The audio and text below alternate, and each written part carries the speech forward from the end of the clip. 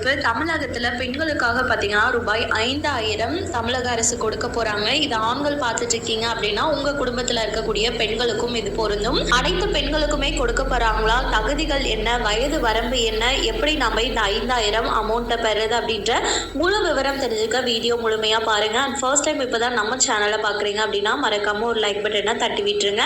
Already பார்த்துட்டு இருக்க வியூவர்ஸா இருந்தீங்கன்னா கமெண்ட் பாக்ஸ்ல ஹாய்னு சொல்லிட்டு போங்க. இப்ப வாங்க வீடியோக்குள்ள போயிடலாம். தமிழகத்தில் இருக்கக்கூடிய பெண்கள் சொந்தமாக தொழில் தொடங்குவதற்கும் பொருளாதார நிலையை உயர்த்தி கொள்வதற்கும் வசதியாக இருக்கதா இந்த 5,000 அப்படின்றத கொடுக்கறாங்க. மத்திய மற்றும் மாநில அரசுகள் பாத்தீங்கன்னா பெண்களை பொறுத்தவரைய நிறைய விதமான மானிய தொகைகளை வழங்கிட்டு வராங்க. குறிப்பா சொல்லணும்னா சுய தொழில் தொடங்க 50,000 சொல்லி, மகப்பேறு அதாவது கன்சீவா இருக்கும் போது 18,000, இலவச பேருந்து பயணம், மகளிர் உரிமை தொகை, சமையல் எண்ணெய் உற்பத்தி செய்யறதுக்கு 3 லட்சம் வரை கடன், அது மட்டும் இல்லாம 50% மானியம், இது மாதிரியான நிறைய திட்டங்கள் பெண்களுக்காக பண்ணிட்டு வந்துட்டு இருக்காங்க. இது மட்டும் இல்லாம தமிழகத்துல இருக்கக்கூடிய பெண்களோட வறுமை கோட்டிற்கு கீழுள்ள மகளிர்களின் வாழ்வாதாரத்தை மேம்படுத்த புதிய புதிய பல்வேறு முயற்சிகளை எடுத்துட்டு வந்துட்டு இருக்காங்க. அதுல ஒண்ணுதான் இந்த ரூபாய் 5,000 மானியம் அப்படின்றது கொடுக்கறாங்க. இந்த பணத்தை பெறுறதுக்கான வயது வரம்பு அப்படின்னு சொல்லி பார்த்தோம்னா ஒரு பெண்ணுக்கு 25 வயது இல்லைன்னா அதற்கு மேற்பட்ட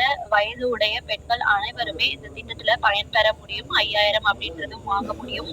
அது மட்டும் இல்லாம ஆண்டு வருமானம் பாத்தீங்கன்னா 1,00,000 1,50,000 உள்ளார இருக்கணும் அப்படின்னு சொல்லியிருக்காங்க. நீங்க எஸ்சி, எஸ்டி, எம்பிசி, பிசி இந்த கேட்டகரியை சேர்ந்த எல்லாருமே விண்ணப்பம் செய்யலாம் அப்படின்றதையும் சொல்லியிருக்காங்க. தமிழ்நாடு அரசின் மூலம் வறுமை கோட்டிற்கு கீழ் உள்ள மகளிரின் வாழ்வாதாரத்தை மேம்படுத்தும் பொட்டு ரூபாய் 10,000 அல்லது அதற்கு மேல் மதிப்பிலான உலர் மற்றும் ஈரமாவு அரைக்கும் வணிக ரீதியிலான இயந்திரங்கள் வாங்கும் போது மொத்த விலையில் 50% அல்லது அதிகபட்சமாக ரூபாய் 5,000 மானிய தொகையாக வழங்கப்படும் என்று அறிவித்திருக்கிறார்கள். முக்கியமாக கைம்பெண்கள், ஆதரவற்ற பெண்கள் மற்றும் கணவனால் கைவிடப்பட்ட பெண்கள் இந்த மானியத்தில் முன்னுரிமை வழங்கப்படும் என்றும் அமைச்சர் கூறியிருந்ததுடன் நான் சொல்லியிருக்க மாதிரி எஸ்டி, எஸ்சி, எம்பிசி, பிசியும் இதுல எலிஜிபிள் தான் சொல்லியிருக்காங்க.